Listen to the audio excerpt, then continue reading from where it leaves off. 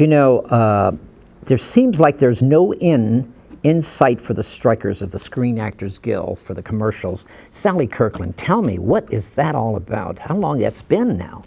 It's been a long time. I made my first cheerleader speech January 24th prior to the strike. Right. We went out about May 3rd, so that puts it at about 6 weeks, about 47 seems like it's days. Been long. And it's on the one hand discouraging that the advertisers haven't given us anything we've asked for. They really haven't belt out, did they? They haven't budged. There was a meeting in New York. What do you think is going to happen, Sally? I think there's a little corporate greed going on. I think the actors are going to hold out, and I think a lot of radio announcers and TV announcers and athletes. You remember last time we talked, Tiger Woods had signed an interim agreement. That was $80 million he would have made over 5 years. He'll still make it, but his producers, his people have come to an interim agreement. Right. We have right now 1,500 interim agreements.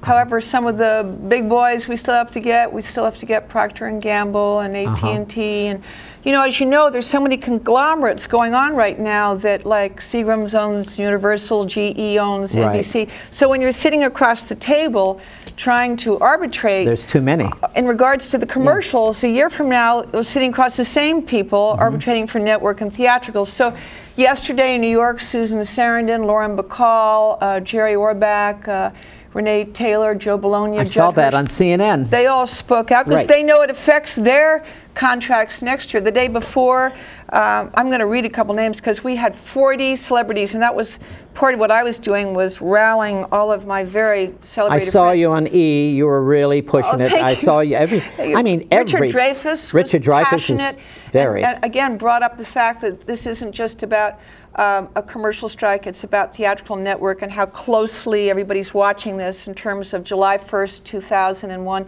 Alfre Woodard was amazing. She said it isn't just about actors, about workers. Right. You know, it's about union busting. You know, one girl got on and said she made $5,000, and she's been living on $5,000 for the whole year. Well, Sally. thank you for bringing that up, Skippy, because when Elliot Gould and I came on your show back the first week of the strike, one of the things you and we talked about is that, you know, you could say that over 85% of the union or more makes only $5,000 a year. And people forget that. They think, oh, well, I see Lindsay Wagner and Paul Reiser making all this money. They forget it's a handful, it's a short list of actors who make that big money. The rest of the union, like you said, is getting by on $5,000. Or if they're lucky, maybe they're doing right now, let's say, 3 or 4 commercials a year.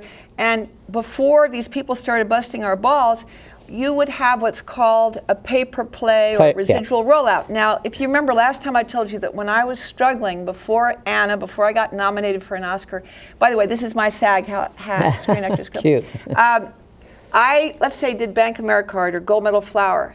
And over a period of a 13-week cycle, I would collect checks adding up to $16,000 to $17,000, which for a struggling actor could pay my rent for, you know, 3-4 months. Now, what they want to do is they want us to cut it off at $2,500 flat rate. And they get can nothing. Put, for cable, get nothing. Put my face, my voice on cable, play it 5,000 times, and then say, you're overexposed, Sally, let's go to Jane Doe over here, which is unfair. Now, when cable began in the early 80s, no one knew cable was going to become this extraordinary burgeoning. It's a monster. It's a monster. Yeah. And so let's say that there was $300,000 that was made on cable in the first years. So we were talked into some kind of a deal in order to encourage cable in the beginning stages of, say, well, we'll get $300 every time a commercial is on. Well, now it's a $49 billion revenue, and they want to keep us at 300. Do you understand? So although there's been so much inflation and so much escalation, that the actors like lay down, walk over me. That's okay. Walk over me a little bit more. Okay, now let's jump up and down and stomp on me. Okay, now let's choke me. So they're trying to squeeze out the artist. Smothering you, darling. It's called smothering you.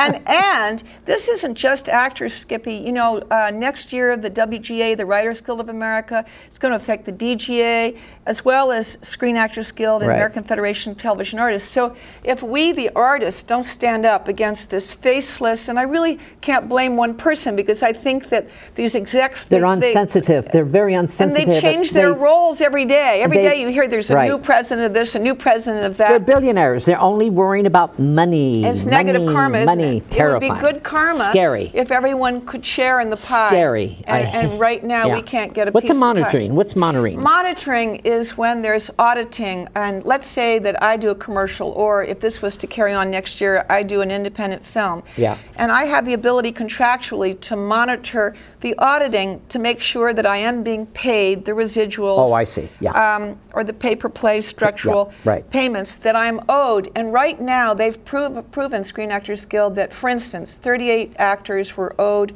between $100,000 and $200,000, and the Wow, ad really? producers said, "You're right, we made a mistake." Oh. Now, why did that mistake happen? Because contractually we don't have it yet, and we're asking for it now Right. to have monitoring in our contracts. Internet, should we talk about Internet participation. Internet is the same monster that cable was back in the early 80s. Right. Back in the early 80s, no one had any idea that cable was going to become this huge thing. Right. Now, we're already seeing, I myself have SallyKirkland.com, right? Mm-hmm. Internet is here. So far, they haven't even listened to our wanting to participate in a piece of our own work Right. on the internet in commercials right now. They just want to give us a flat out pay, and the pay is so ridiculous it's not enough to get clothes for the audition or pay your rent.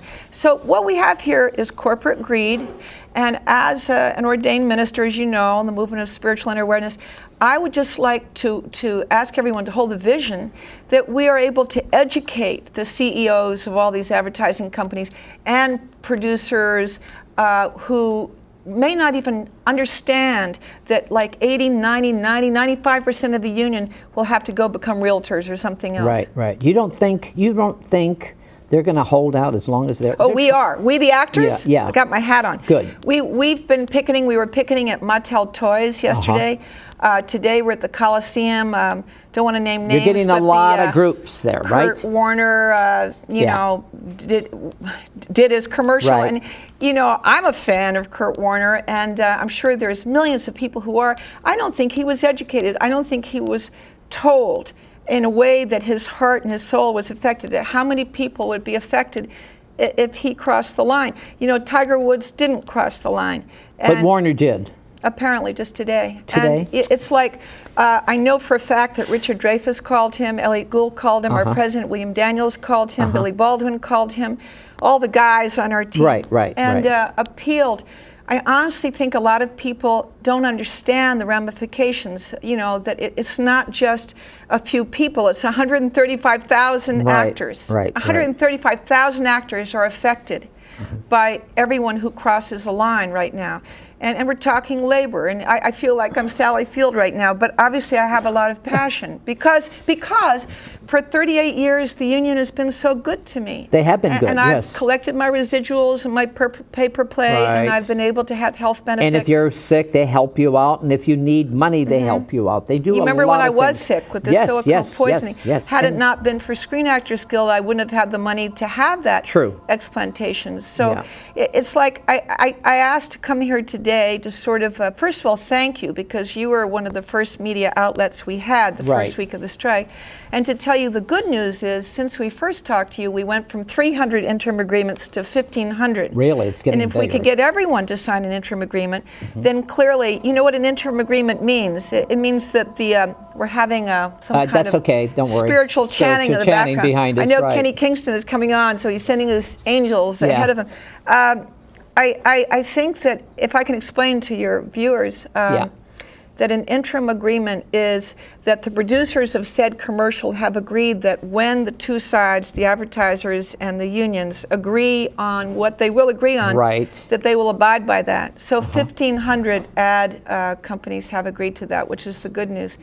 Unilever, have you heard of them? No, I They didn't. do Pond's and I think Nabisco and anyway, a whole So bunch what of is things. going to happen, though, Sally, if they don't do it, though? how long it's going to last. I want to read you a couple of quotes. First of all, I want to say it was so cool that here in LA, coming out to give fiery speeches the other day, were Amy Brenneman and Tyne Daly together, arm in arm, from Judging Amy. And Amy had been out on the picket line with me last week with Elliott Gould, and we actually had some SAG actors come up to do McDonald's and turn around and go home when they saw us, just because we gave them a little bit of information. That's all, just the information. But there are actors out there doing commercials and you'd be amazed how non-union actors. Non-union, but there have been about 1,000 non-union actors who have become union since learning about all of this. Yeah. They did initially 80 hours of volunteer work, they paid their membership, and they got a commercial.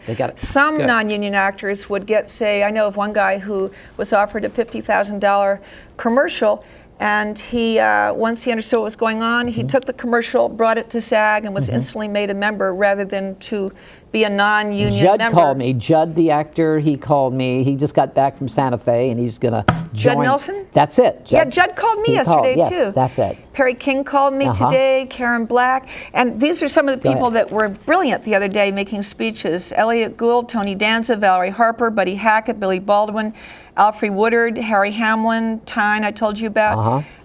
Noah Wiley, amazing he was on speech. TV today. Yeah. Noel was on scene. And Tony Danza, you mentioned his name. He's going to be tap dancing at the Roosevelt Hotel next week. And I just love Tony Danza. Let's all go. We are. Tony was great. He sings, and Steve Allen. I'm sorry, I'm still on my roll call. Steve Allen got a standing ovation from 1,000 people on Tuesday. And his wife Jane cried, and she talked about having been a mission. Joe Baloney and Renee Taylor. They were in New York with Susan Sarandon and Lauren Bacall CNN yesterday, right? They were on Good CNN. for you. You're keeping up with this. Of course I keep up with you, because I'm trying to help you. So, and here's another little thing since we talked last. Barbara Streisand has given her signature in support. Just today, Elizabeth Taylor, Robert De Niro, Jack Nicholson. It would be nice if they would make an appearance. Well, there is a possibility. I can't give the date yet, but we're working on it. It's coming up. And also Dustin Hoffman I spoke with at the event Martin Scorsese gave for the Film Foundation. And he's offered to help. And we have an event coming up with the host committee of Tom Selleck, Jason Alexander, Kirk Douglas, Ann Douglas. Why don't you run for the president of Screen Actors Guild? I am running for the board. You are going to run for the board? Because you're wonderful. Are you a SAG member? Yes, of course I'm upset. Am I a SAG member? I'm a SAG member since I was 12, Well, darling. you sort of helped with this whole thing, because when Elliott and I were here before, you said that, and I hadn't thought about it. And then I thought about, well, gosh, I've been doing this volunteer work for 7 months, and I like it. I like feeling part of a family. I like standing up for the little guy. It ties in with my whole vision in life of helping people who may not have the visibility or the venue like you're giving me to speak out. And yes, I am officially going to be nominated next month. I think we'll you'd be wonderful. I don't know. I think you'd be wonderful. Yes, I'm going to vote for you. Thank you. You were the first person who put that thought in my mind. Because you're very, very sure what you help people. You're very concerned. You're like Shelley Winters, always helping people. Well, guess who taught me? Shelley. Yeah, Shelley taught me. I had lunch with her recently, and she said, gosh, Sally, you've gotten so political. I remember when you were 18, you didn't read the newspapers, and I had to tell you to be a good actor meant to read the headlines and to find out where the injustices were going on and to stand up, no matter the race or the creed or the circumstance. So Shelley taught me how to, care. Politics. Tell me about the Republican Democrats. What's happening? What do you think about Gore? Gore should I'm voting. I'm for Gore, of course. I'm voting for him. Definitely. But I just think that, we have to keep thinking what is for the highest good of all concerned. Anyway. And Sally, it's so good. Oh, is this it? Kenny Kingston's coming on. I want to tell you just my little. We're going to wrap it up with the Screen Actors Guild of Skippy's show. You're going to hear from Kenny Kingston, a dear friend of mine. This newest book I still talk to, including Princess Di, Elvis Presley, Marilyn Monroe, James Dean, Charles Chaplin, Lucille Ball, the Duchess of Betty Davis, Joan Crawford, Mae West, and Harry Truman. Thank you. I love you, Kenny. Love you, darling. Thank you, Skippy. Oh, thank you. Namah Shivaya. Mushy. I can't do that. My parents, they don't want me to get hurt, so they really don't want me to box, but that won't happen anytime soon. Yeah, I play football, and sometimes I go play golf with my dad. I'm a cool person. My hobby is track, basketball, and I like to do poetry. Good in school, it's cool. I know how to steal the ball and shoot. I want to be somebody. We've got better things to do with our time than get high. I'm too smart for doing stupid stuff like that. Come to me. Kenny Kingston, how are you? Fine, sweet spirit. How are you? God, I'm still talking. I love that. Sally was just on. It was a darling friend of ours. The spirit world do not want Gore. The spirit world do not want Bush. They want Donald Trump. Don't say that. They want Donald Trump. Donald Trump? That's right. Now I'll tell you why. Kenny Kingston, don't sit there and tell me that. Let me finish. Courtesy, I'm your guest. Because he was a billionaire, he lost everything. He regained everything. His economy is tremendous. They want Donald Trump, the spirit world, want Donald Trump for president, just a second, General Colin Powell either for vice president or for Secretary of State. Well, I think General Colin Powell is going to be vice president running with Bush. Okay. I just believe that. I really do. Mm-hmm. I believe Bush is smart, and he's waiting not until after the convention, and that's what he's going to do. Right. Colin Powell is going to run, but for vice president with Bush, and you'll see. Okay. But I hope you're wrong. But evidently, the Republicans are going to win. Spirit is never wrong. Is the Republicans are going to win, though? I'm not here to discuss Tell my me, this wonderful, legendary celebrity psychic you are. Thank you. My God, look at this book. That. Brand new book. Look at that. Kenny, I love your book. Thank you. Tell me about... I love to hear about Princess Di. What's happening with her? You knew at the time. Go ahead. I spent a lot of time in Paris at the Ritz Hotel. And definitely, it's not a conspiracy. It was not because that was the last spot, of course, the Princess Di. She was greeted on the other side by my great friend in life, the Duchess of Windsor. Now, you're going to say, why? Yes. The reason why was because when Edward, who was my client, the Duke of Windsor, I used to call him David because that's what he loved about it, she wanted to be Her Royal Highness. All he asked the monarchy for, all the Duke of Windsor ever asked the monarchy for, was the title for his wife to be called Her Royal Highness. Right. The monarchy refused that title. So their title now has been, always will be, His Royal Highness and Her Highness, the Duke and Duchess of Windsor.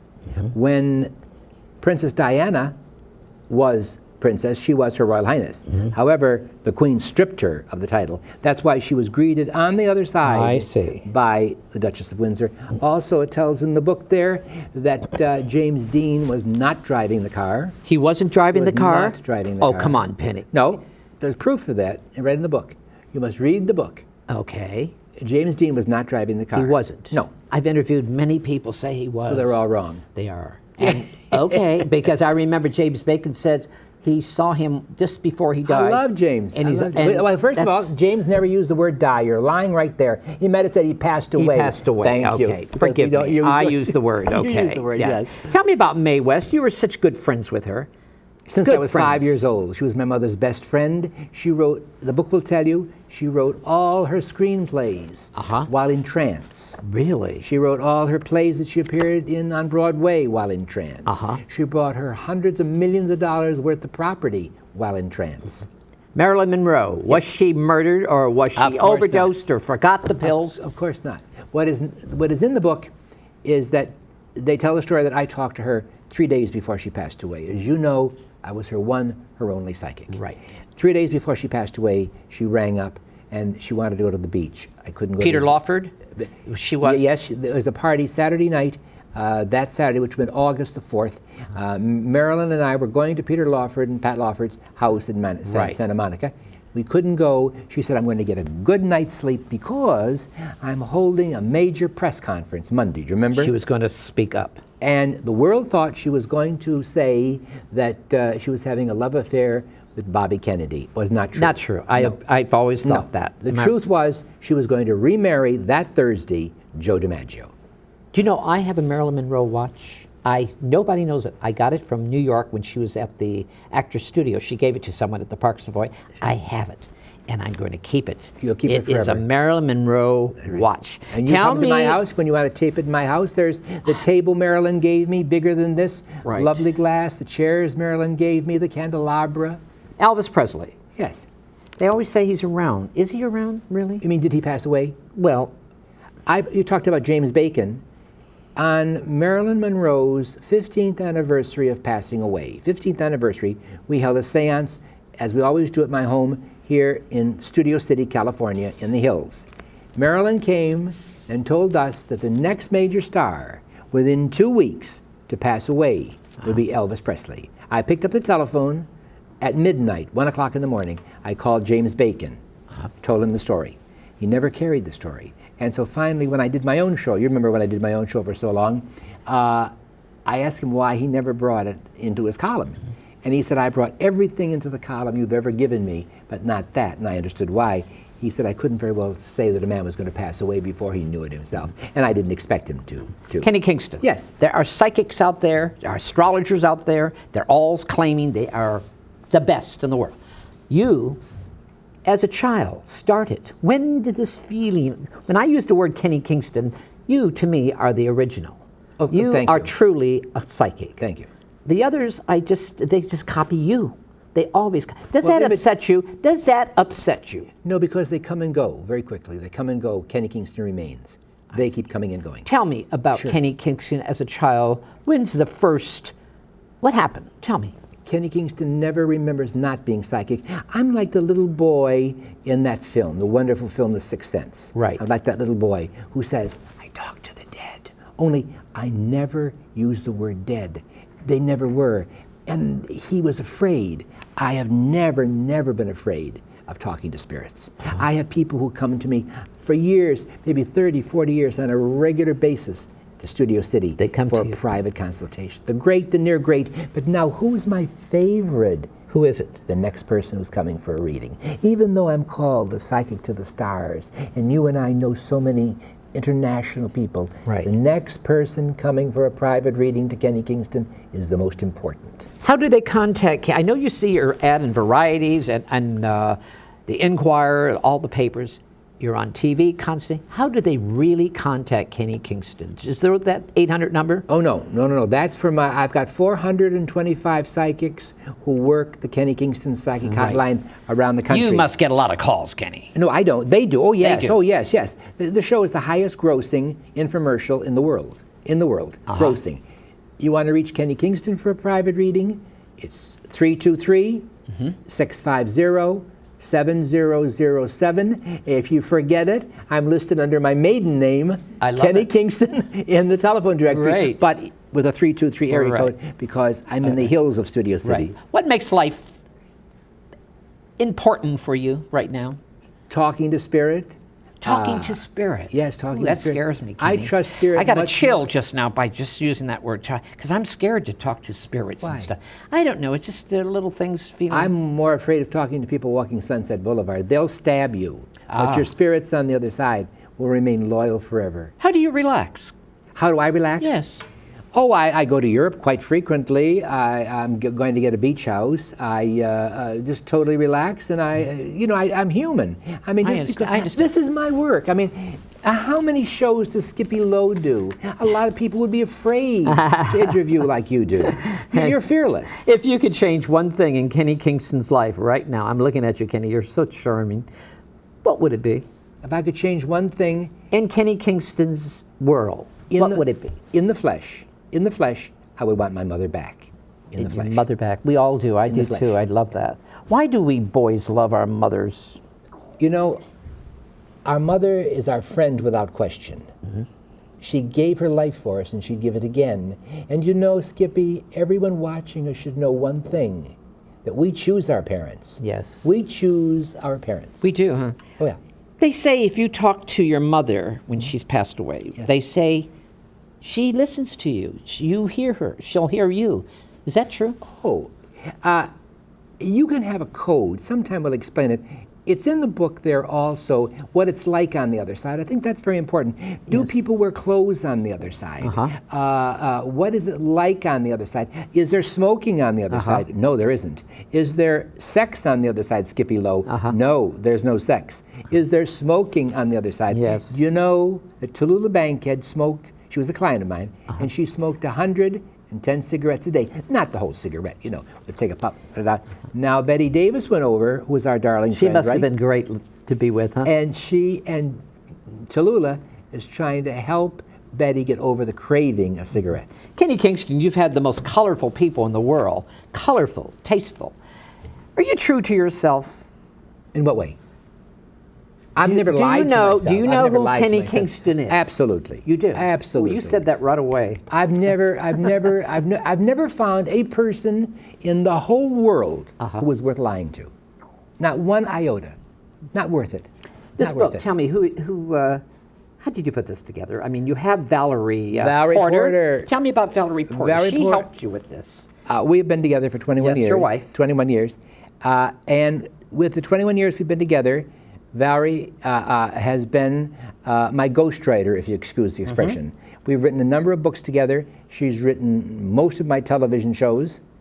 And we have a wonderful rapport. And I think everybody has got to be very careful. For instance, an actress who wants to be successful should marry a doctor or a lawyer, because they understand their hours. They understand their hours. Right. Very few people understand performers. Now, so, you know, I'm at the bookstores now. I'm autographing my books, and if they see my name that I'm at a bookstore, I'm answering a question, a psychic question for them. You're in a lot of bookstores right now. I see your name all over the place, advertised all over right now. You're signing this book. This is a new book. New book. And I love it. What is it called? I still talk to you. Betty, no, just I still talk to Betty Davis, Marilyn Monroe. The best interesting one in there too, Skippy, is we had a table tipping for Lucille Ball, our great friend Lucille Ball. Right. And Lucy Arnaz loves it. Yeah. There's a lot of interesting. Adolf Hitler is perhaps the most chilling one. Now Why do you say he's the most chilling? I know he's sicky, but why? Because nobody will talk to him. You see, when you leave Earth plane, you have to answer your karma. And he had too much karma to answer for. So we held this seance instead of at my home in Studio City. We held a seance for him at the beach at Ventura. And the first time in my life of holding a seance that somebody got up and ran away. They were afraid. Greta Garbo. Your friend, your lady friend. That's right. She is adorable. That's right. Always wanted to be alone, but not with Kenny Kingston. Never wanted to be alone. Tell me about that. I think one of the most interesting things, we're not too far from Gelson's Market and Laurel Canyon. We're not too far. Right.